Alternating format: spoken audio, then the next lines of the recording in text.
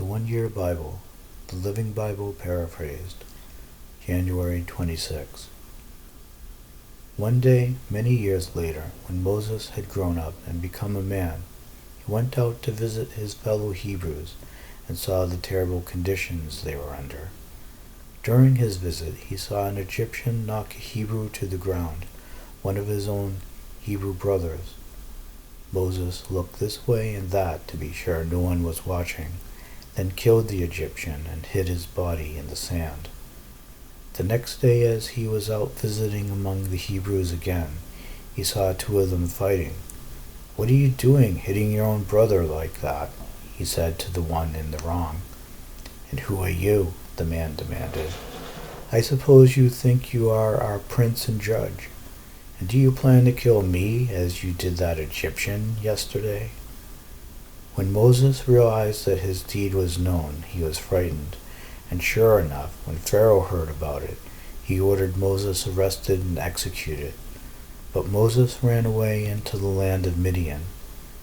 As he was sitting there beside a well, 7 girls who were daughters of the priest of Midian came to draw water and fill the water troughs for their father's flocks.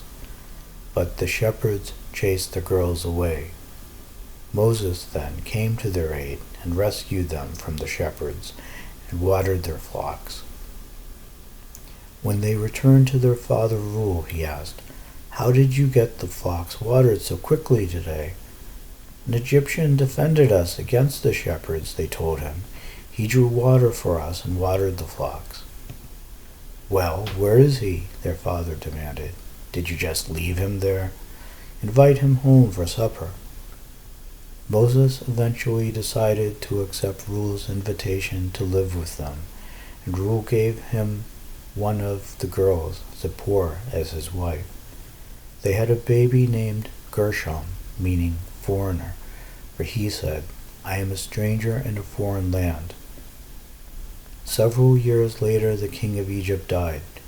The Israelis were groaning beneath their burdens, in deep trouble because of their slavery, and weeping bitterly before the Lord. He heard their cries from heaven and remembered his promise to Abraham, Isaac, and Jacob to bring their descendants back to the land of Canaan. Looking down upon him, he knew that the time had come for their rescue. One day, as Moses was tending the flock of his father-in-law Jethro, the priest of Midian, out at the edge of the desert near Horeb, the mountain of God, suddenly the angel of Jehovah appeared to him as a flame of fire in a bush. When Moses saw that the bush was on fire and that it didn't burn up, he went over to investigate. Then God called out to him, "Moses, Moses." "Who is it?" Moses asked. "Don't come any closer," God told him. "Take off your shoes, for you are standing on holy ground. I am the God of your fathers, the God of Abraham, Isaac, and Jacob." Moses covered his face with his hands, for he was afraid to look at God. Then the Lord told him, "I have seen the deep sorrows of my people in Egypt, and have heard their pleas for freedom from their harsh taskmasters. I have come to deliver them from the Egyptians, and to take them out of Egypt into a good land, a large land, a land flowing with milk and honey, the land where the Canaanites, Hittites, Amorites, Perizzites, Hivites, and Jebusites live.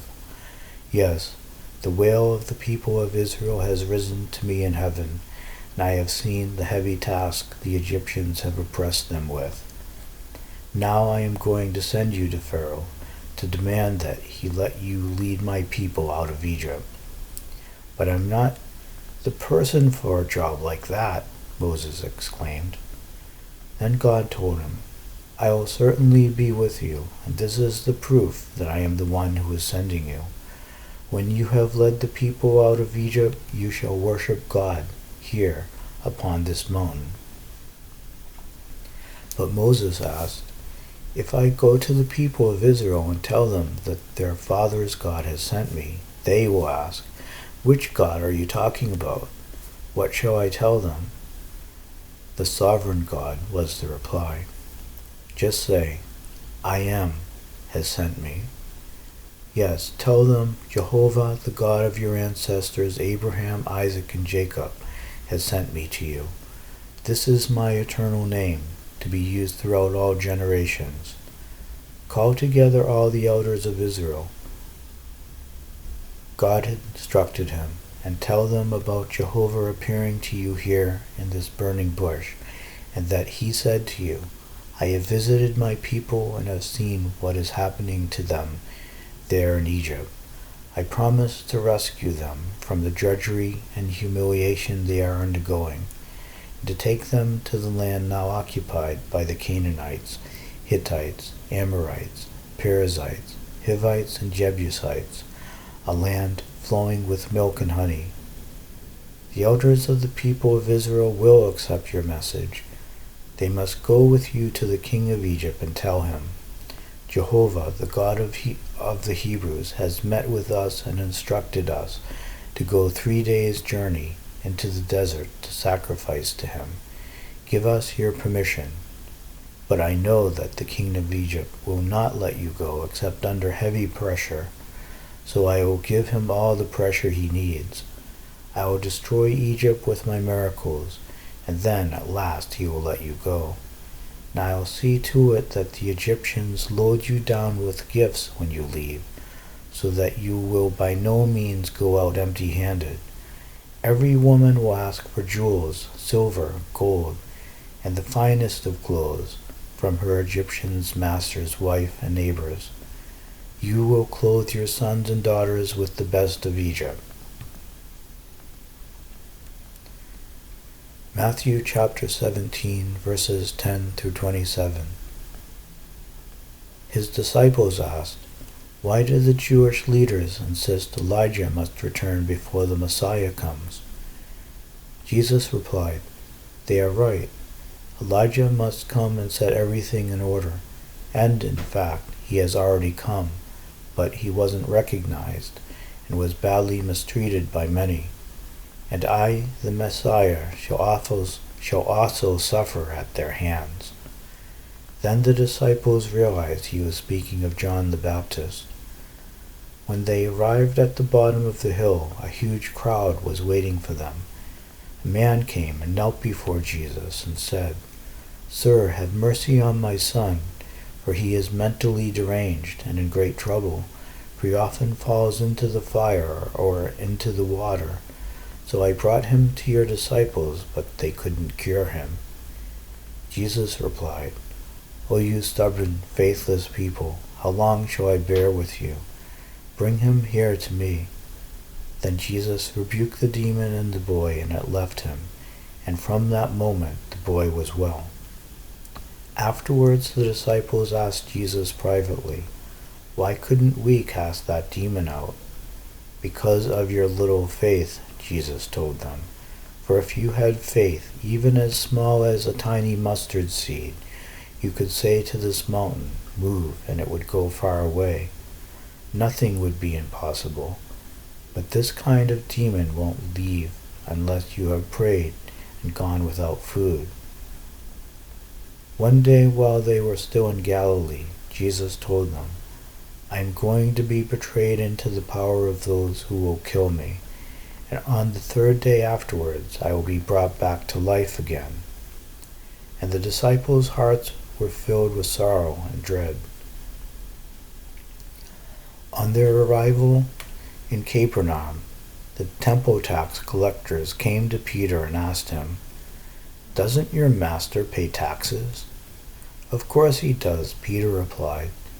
Then he went into the house to talk to Jesus about it. But before he had a chance to speak, Jesus asked him, "What do you think, Peter? Do kings levy assessments against their own people or against conquered foreigners?" "Against the foreigners," Peter replied. "Well then," Jesus said, "the citizens are free. However, we don't want to offend them. So go down to the shore and throw in a line, and open the mouth of the first fish you catch. You will find a coin to cover the taxes for both of us. Take it and pay them." Psalm 22 verses 1 through 18. My God, why have you forsaken me? Why do you refuse to help me or even to listen to my groans? Day and night I keep on weeping, crying for your help, but there is no reply, for you are holy. The praises of our fathers surrounded your throne. They trusted you and you delivered them. You heard their cries for help and saved them. They were never disappointed when they sought your aid. But I am a worm, not a man, scorned and despised by my own people and by all mankind. Everyone who sees me mocks and sneers and shrugs. Is this the one who rolled his burden on the Lord? They laugh. Is this the one who claims the Lord delights in him? We'll believe it when we see God rescue him. Lord, how you have helped me before.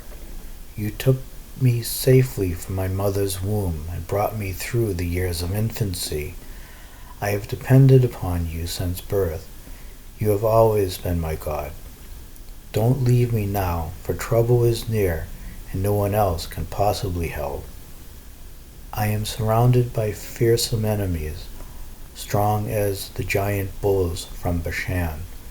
They come at me with open jaws, like roaring lions attacking their prey.